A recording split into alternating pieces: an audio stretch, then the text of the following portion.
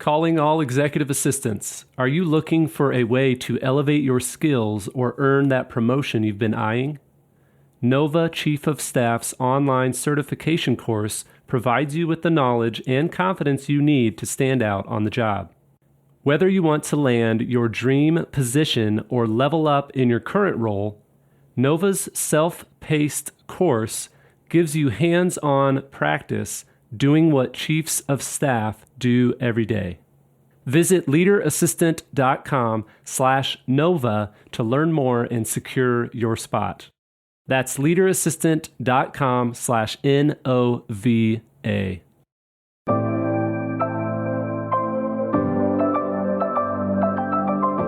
The Leader Assistant podcast exists to encourage and challenge assistants to become confident, game-changing leader assistants.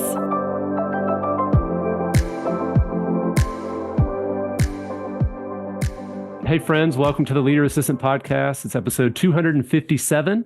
This is your host, Jeremy Burrows. You can check out the show notes at leaderassistant.com/257, leaderassistant.com/257.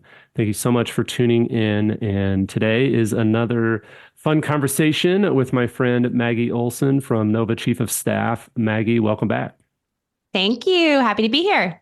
Yeah, and we're going to talk about the journey, the path, the transition from executive assistant to chief of staff, and how to level up if that is what you aspire to. And, you know, we said this before in our conversations, and we'll say it again, I'm sure, but if you're an executive assistant listening and you're like, I really am excited about this opportunity to become a chief of staff, this is for you. However, if you're like me, who loves the executive assistant role, doesn't necessarily aspire to be a chief of staff or want that title necessarily, like me, that's how I am. I love my EA role. I'm filling out my professional development goals for the year, and I'm like, there's like what title do you want to have, or what role would you like to be in the future? And I'm like, I kind of like this role. Like, I don't really, honestly, right now have any desire to be a quote unquote chief of staff.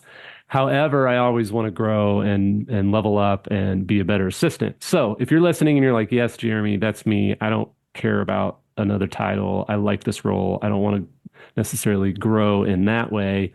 But I want to level up and be a better assistant, then this is still very applicable to you. And so I just wanted to get that out there again, as sometimes people hear that chief of staff term and they're like, oh, that's not me. Trust me, the tips and the tricks and the tactics that Maggie is going to talk about today are applicable to you, even if you don't want that title. So with that said, Maggie, welcome back again. And let's just dive in. And why don't you start off with like, what the heck is a chief of staff? Super good question. And I'm going to echo what Jeremy just said. I totally agree with you. Are you looking to promote? Awesome. Great. Let's talk about it. Are you happy in your role? Even better. Like, I truly think there's nothing better than career alignment, feeling challenged at work and feeling like you have the developmental resources at your fingertips to help you grow. And also just being happy in your job is kind of the dream. So I echo that. There's a lot of people out there that are very happy in their job and they still want to think about ways they can add more strategic value or do different things to have a different kind of impact. So I'm so glad you mentioned that, Jeremy, because it's very, very valid. Okay, so what the heck is a chief of staff anyway? Well, it's a very mysterious role. It's very different depending on where it's located, what job, like what company you're in or what industry, the size, the product. It varies a lot, which makes it hard to explain. But my kind of one sentence, like easiest way, maybe a couple sentence definition here is that a chief of staff is a CEO or executive, principal's strategic thought partner, their right hand that's focused on executing the leader's business initiatives, prioritizing, executing, business planning of all the things that the leader is trying to do and accomplish from like a business initiative perspective. The leader should be eyes up, focused ahead, looking at the future. A lot of times, as we know, business leaders are kind of heads down, chasing executional things and follow-ups, and that's really not the goal. The goal is for them to be looking forward. So a chief of staff ideally comes in and helps maximize a leader's time by taking some of those executional things away while helping lead and deliver like large-scale strategic initiatives for a CEO. Love it. Love that description, and thanks for sharing. So what about what are some maybe specifics, or how do you want to, the microphone's yours. How do you want to dive in and just kind of help us think through that transition? Yeah. Okay. Well, we're going to talk about a few things. We're going to talk about building your network, reflecting, increasing your strategic impact with your leader, speaking up, and then really putting a proposal together and building skills. Now, one thing that I like to share is that I do not believe in taking on more and more and drowning in your day job just to get noticed. So let me put that out there. You're not paid for that. Recognition is not guaranteed. And you're going to get burnt out. And that, like we just said earlier, like that's not the goal. The goal is to be happy and fulfilled in work, in your work life kind of alignment around the whole picture.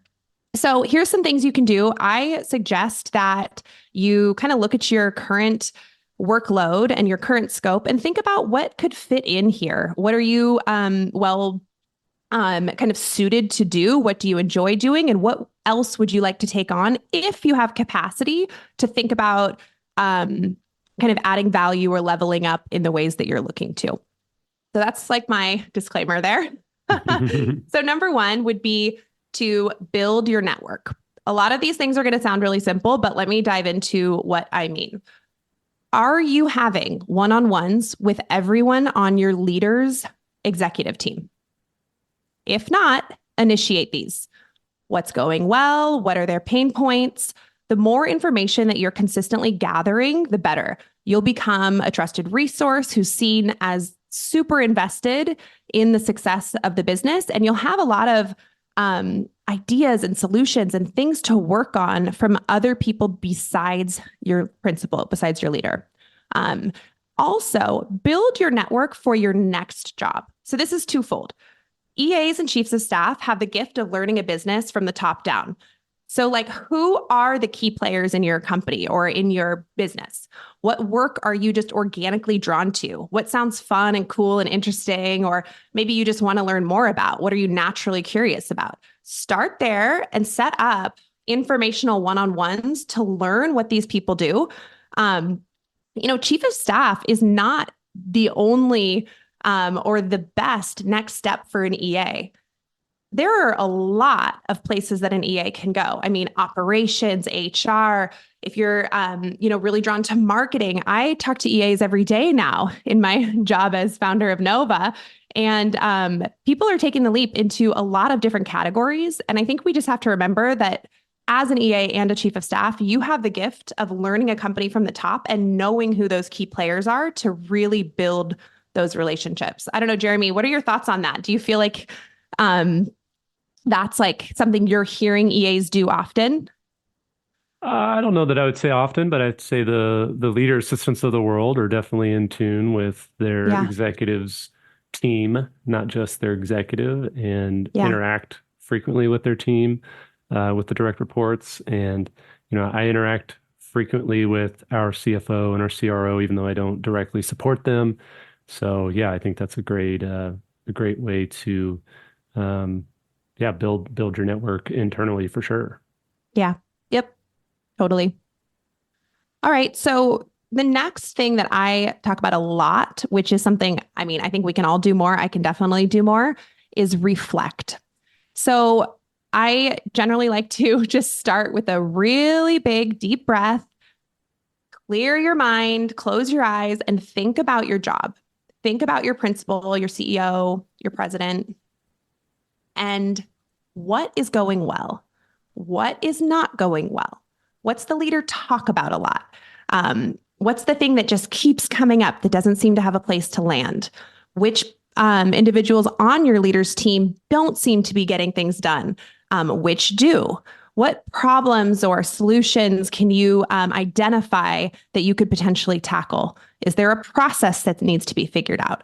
Sit down and truly reflect 15, 20 minutes, like close your email, take a notepad, a pen, and start thinking about the common themes in your office. And you know more than you think. I think you have to pause, and the power of that pause and the power of the reflection brings a lot of clarity. That's why we have those aha moments in the shower or, when we're making breakfast. It's because our brain is focused on something else and we're giving it space to really think about how things are going, kind of less intentionally. Do this intentionally. We'll get into more of this in a moment, but what you can do from here is start thinking about what you're well suited to solve. Oh, that's a problem that I can fix, or I actually think I have a template for that. Let me figure this out. Or, gosh, this leader needs more support. Let me think about how I can adjust my scope and maybe solve a problem here. So the power of reflection is big, and I think we could all probably do it more to help us level up in our jobs. Nice. Yeah, that's great. And I think, as you reflect on those different problems that you see and ways that you can make an impact, my executive likes to say, it's great if you're a problem solver, but you really need to be focused on the right problems. And so he's like, we don't need team members who are super excited about solutions to problems that aren't really important. Yep. And so always identifying the right problems. And even if your solutions that you suggest aren't helpful or don't necessarily solve those problems, if they're the right problems and they're focused on the right problems, it will eventually, it'll move your team forward to solving those problems that actually matter. Yeah. Yeah. I love that. Okay, so the next thing you can do is really around increasing your strategic impact with your leaders specifically. There's a lot of ways that you can do this, but here's a few examples. So is your leader prepared for all of their meetings and events? If there's not a process in place to brief your leader every time they step into an important engagement, create one. Maybe it's working with team members and working with different functions of your business to get something together, or maybe you have to start creating the briefs yourself. This could be a problem that you can solve. Another would be, are there external engagements that your leader should be attending? For example, CEO conferences or forums to offer thought leadership or business development opportunities. Put strategic recommendations together. Go out, research. What are the benefits? How will this help your leader and their company? And recommend if they participate.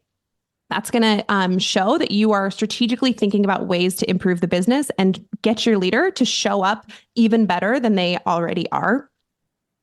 And, probably my last suggestion here, although there's many, would be, does your leader have a ton of awesome ideas all the time and nowhere that they land?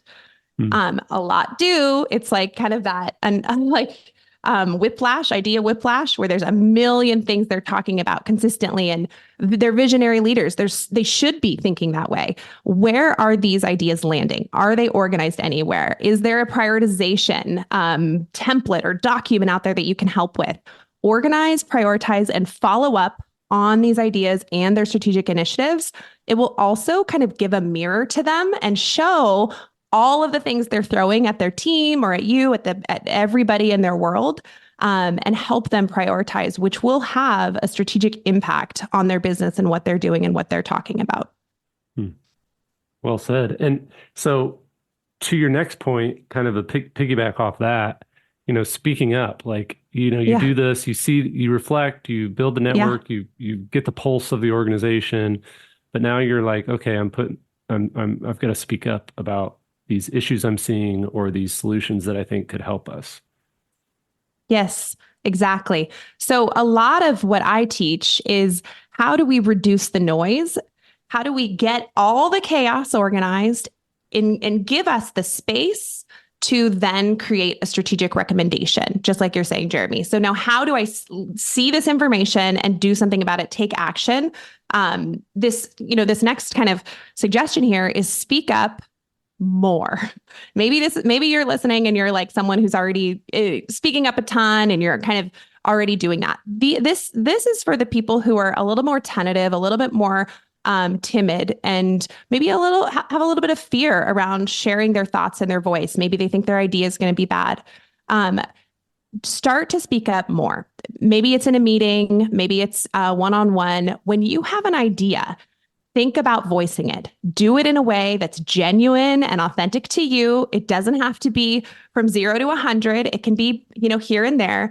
But by starting to have your voice heard and kind of add value in those ways, you're going to be seen as someone who is a strategic partner to your leader and the executive team.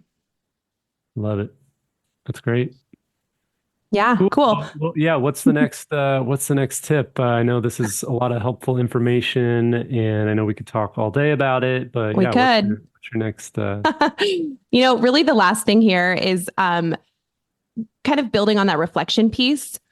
Put a proposal together. Whether you're looking to promote or you're looking to add a little bit of scope or take on a little more responsibility, think about what are you reflecting on? What problems can you help solve, or processes or frameworks can you put into place?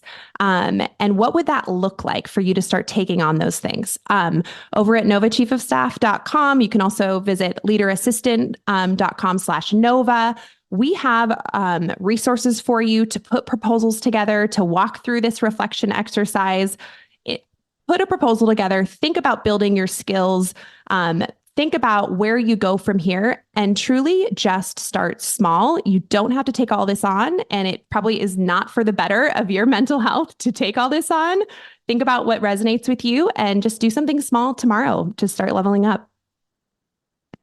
Perfect. And yeah, leaderassistant.com/Nova, NOVA, leaderassistant.com/Nova.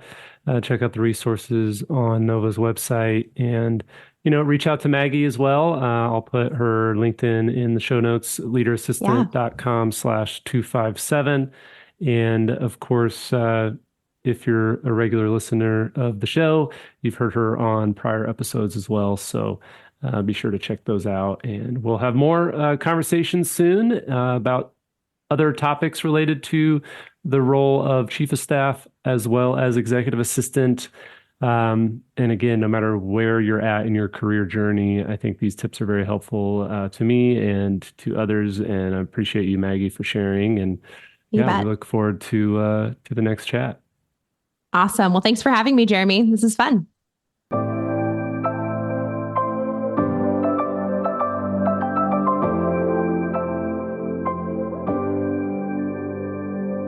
Please review on Apple Podcasts.